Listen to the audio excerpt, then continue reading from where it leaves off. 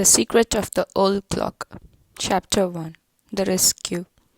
Nancy Drew, an attractive girl of 18, was driving home along a country road in her new, dark blue convertible. She had just delivered some legal papers for her father. "It was sweet of Dad to give me this car for my birthday," she thought, "and it's fun to help him in his work." Her father, Carlson Drew, a well-known lawyer in their hometown of River Heights, frequently discussed puzzling aspects of cases with his blonde, blue-eyed daughter. Smilingly, Nancy said to herself, "Dad depends on my intuition." An instant later, she gasped in horror. From the lawn of her house, just ahead of her, a little girl about 5 years of age has darted into the roadway. A van, turning out of the driveway of the house, was barely 50 feet away from her. As the driver vigorously sounded the horn in warning, the child became confused and ran directly in front of the van. Miraculously, the little girl managed to cross the road safely and pull herself up onto a low wall, which formed one side of a bridge. But the next second, as the van sped away, the child lost her balance and toppled off the wall out of sight. "Oh my goodness!" Nancy cried out, slamming on her brakes. She had vision of the child plunging into the water below, perhaps striking her head fatally on a rock. Nancy leaped out of her car and dashed across the road. At the foot of the embankment, she could see the curly-haired little girl lying motionless, the right side of her body in the water. "I hope," Nancy dared not complete the harrowing thought as she climbed down the steep slope. When she reached the child, she saw to her great relief that the little girl was breathing normally and no water has entered her mouth or nose. A quick examination showed that she had suffered no broken bones. Gently, Nancy lifted the little girl and, holding her firmly in both arms, struggled to the top of the embankment. Then she hurried across the road and up the driveway to the child's house. At this moment, the front door flew open and an elderly woman rushed out crying, "Judy, Judy!" "I'm sure she'll be all right," said Nancy quickly. The woman, seeing Nancy's car, asked excitedly, "Did you run into her?" "No, no, Judy fell off the bridge." Nancy quickly explained what had taken place.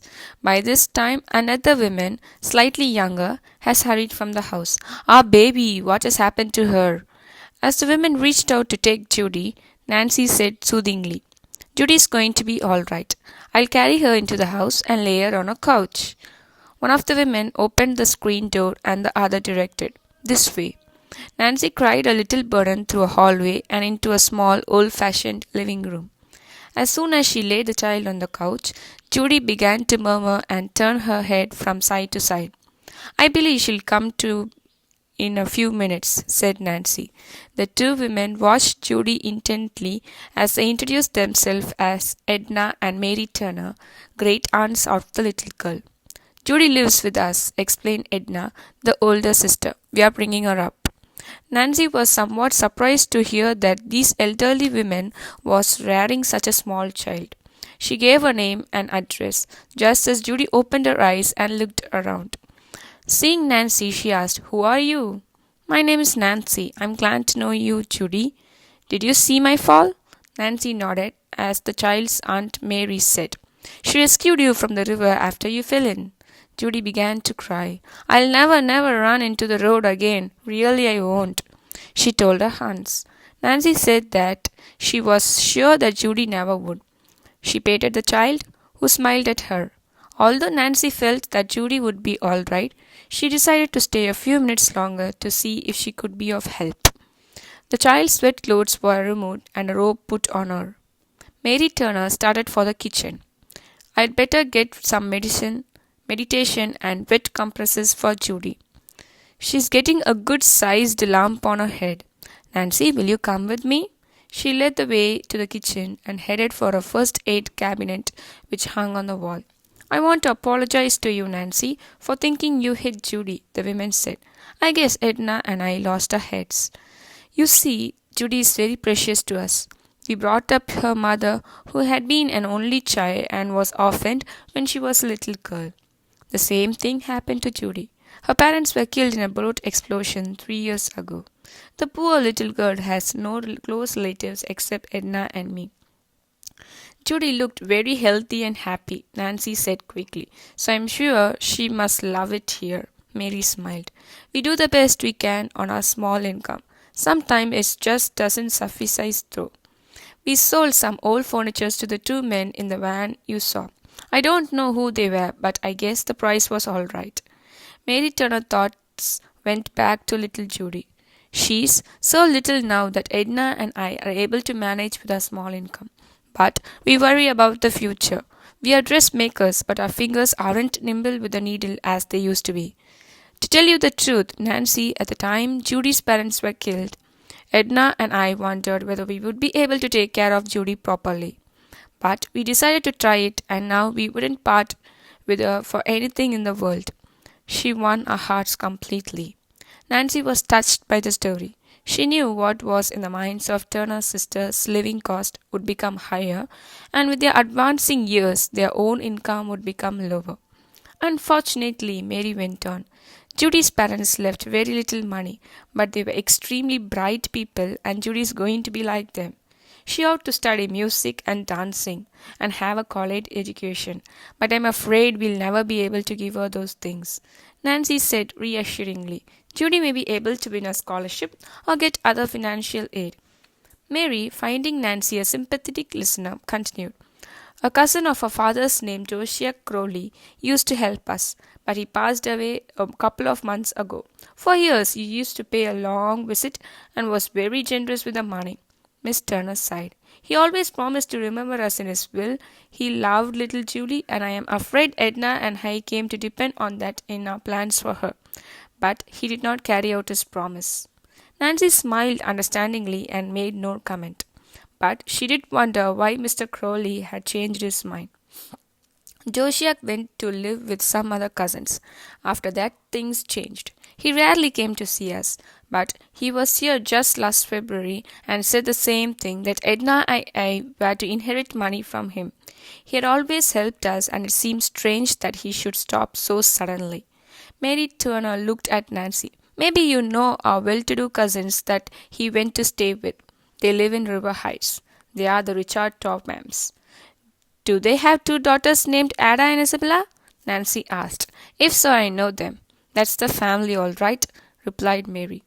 Nancy detected a hint of coolness in the woman's voice. Do you like those two girls? Miss Turner asked. Nancy did not answer at once. She had been taught never to gossip, but finally she said tactfully, Ada and Isabella were in high school with me. They were never my close friends. We didn't see eye to eye on various things, but this time Mary Turner has selected a few items from the first aid chest. Now she went to the refrigerator for some ice cubes. As she arranged the various articles on a tray, she said, Well, when cousin Josiah passed away, to her amazement, Richard Topham produced a will which made him executor of the Crowley's estate and left all the money to him, his wife, and the two girls. Yes, I did read it in the newspaper, Nancy recalled. Is the estate a large one?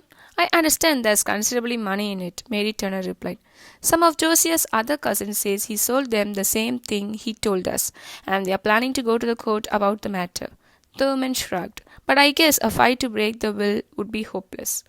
Nevertheless, Edna and I cannot help feeling there must be a later will, although as yet no one has presented it. Nancy followed Miss Turner into the living room. The cold compresses helped to reduce the swelling where Judy had hit her head on a rock. Convinced now that the little girl was all right, Nancy said she must leave. Come to see me again, Judy spoke up. I like you, Nancy. You are my saving girl.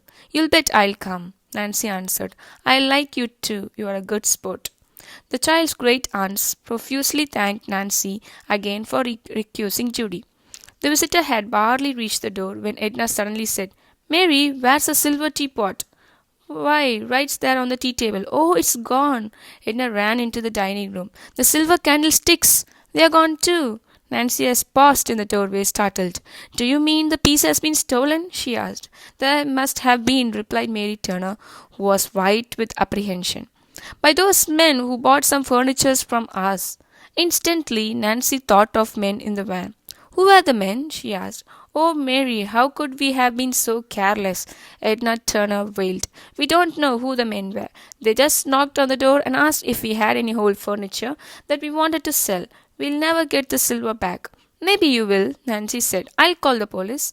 Oh dear, Mary said woefully. Our phone is out of order. Then I'll try to catch up to the van, Nancy declared.